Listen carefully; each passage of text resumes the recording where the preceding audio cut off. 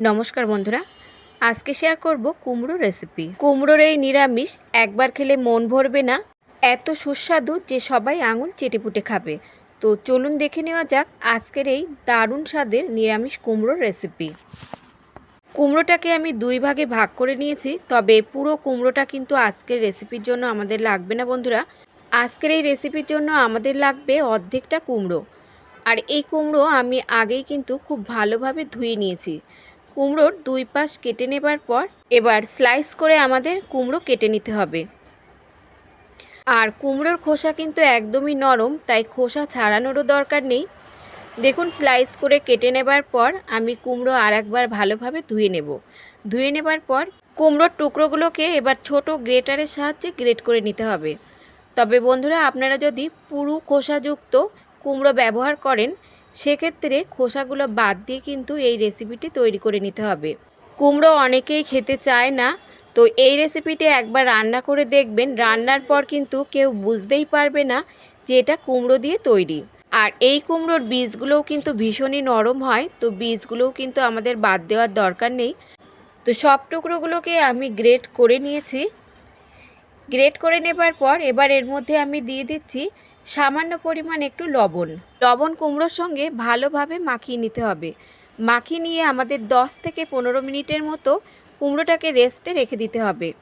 তো কুমড়ো এখানে রেস্টে থাকুক, ততক্ষণ আমরা এই রেসিপির জন্য একটা মশলা রেডি করে নেব।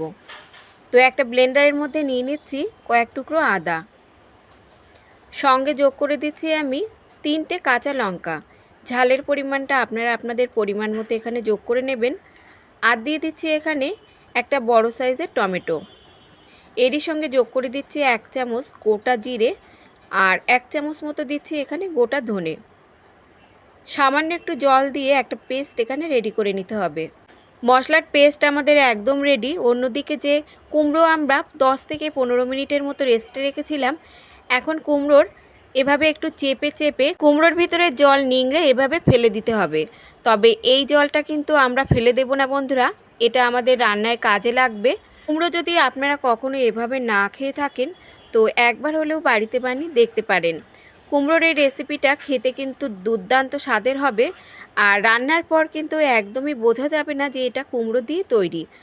এবার এই জলটাকে আমি সাইডে রেখে দিচ্ছি।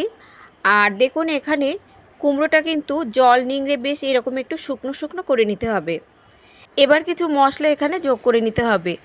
1-3 চামচ করে দিয়ে দিচ্ছি জিরে গুঁড়ো, আর দিচ্ছি ধনে গুঁড়ো, আর দিচ্ছি এখানে 1-3 চামচ হলুদ গুঁড়ো।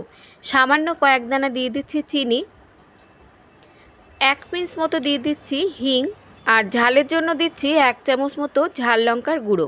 হিং দেওয়ার কারণে কাঁচা কুমড়োর যে একটা গন্ধ সেটা কিন্তু একদমই থাকবে না।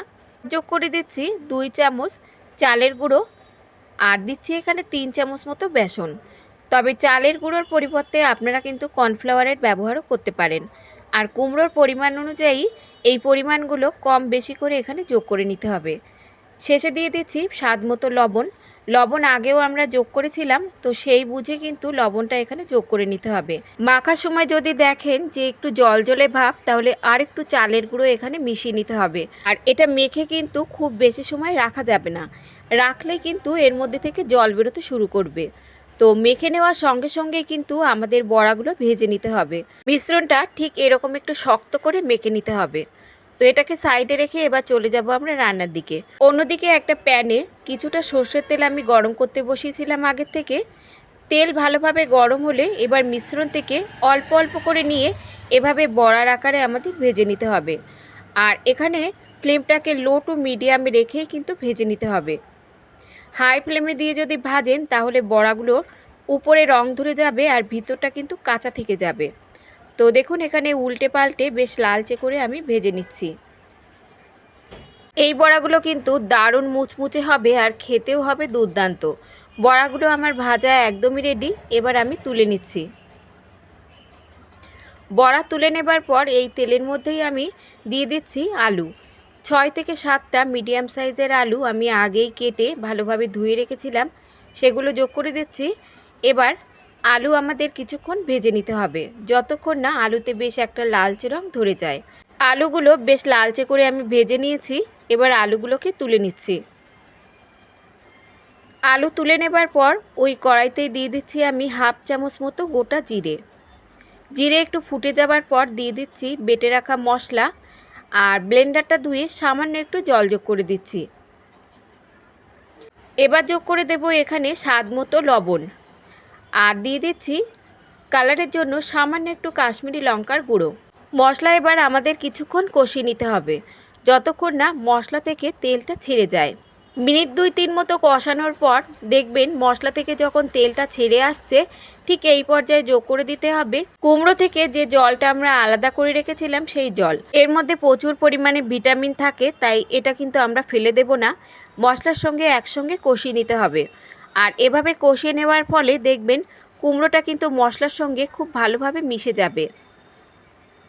ভালোভাবে মিশিয়ে নেবার পর আগে থেকে ভেজে রাখা আলুটা যোগ করে এই মশলার সঙ্গে আমাদের কষিয়ে নিতে হবে। মশলার সঙ্গে আলু কষিয়ে নিয়ে রান্না করলে সেই আলুর স্বাদ দেখবেন আরও দ্বিগুণ বেড়ে যায়। এখন মশলার সঙ্গে ভালোভাবে মিশিয়ে নিয়ে ঢাকা দিয়ে আমরা 2 থেকে 3 মিনিটের মতো রান্না করে নেব। ঢাকা দিয়ে রেখে দিচ্ছি 3 মিনিটের মতো। 3 মিনিট পর ঢাকনা তুলে নিচ্ছি। এবার এর মধ্যে যোগ করে দিচ্ছি আমি হাফ চামচ মতো হলুদ। হলুদটা আমি আগে যোগ করতে ভুলে গিয়েছিলাম, তো হাফ চামচ হলুদ দিয়ে মশলার সঙ্গে ভালোভাবে মিশিয়ে নিতে হবে। আর দেখতেই পাচ্ছেন মশলা থেকে তেলটা কিন্তু পুরোটাই ছেড়ে গেছে। এবার এর মধ্যে যোগ করে দিচ্ছি আমি 1 থেকে 1.5 গ্লাস মতো জল। ঝোল আপনারা যে যেমন রাখতে চান সেই পরিমাণ অনুযায়ী এখানে জলটা যোগ করে নেবেন। 1.5 গ্লাস মতো জল দিয়ে ভালোভাবে মিশিয়ে নিয়ে এবার ঢাকা দিয়ে আমরা রান্না করে নেব আরও 3 থেকে 4 মিনিটের মতো। আলুটাকে আমাদের প্রথমে সেদ্ধ করে নিতে হবে, আর বড়া দিয়ে খুব বেশি কিন্তু রান্না করা যাবে না। এখন ঢাকা দিয়ে আমরা 3 মিনিটের মতো রান্না করে নেব। 3 মিনিট পর ঢাকনা তুলে এবার চেক করে নেব যে আলু এখানে ভালোভাবে সেদ্ধ হয়েছে কিনা। তো দেখুন আলু কিন্তু খুব ভালোভাবে এখানে সেদ্ধ হয়ে গেছে। এবার এর মধ্যে যোগ করে দেব আগে থেকে ভেজে রাখা বড়া।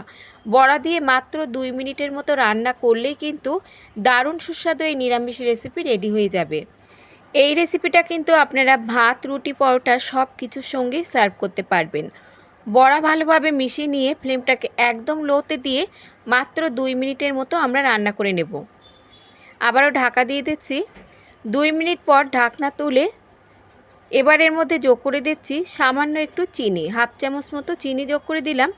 তবে চিনি যদি অপছন্দ হয় সেক্ষেত্রে আপনারা স্কিপও করতে পারেন।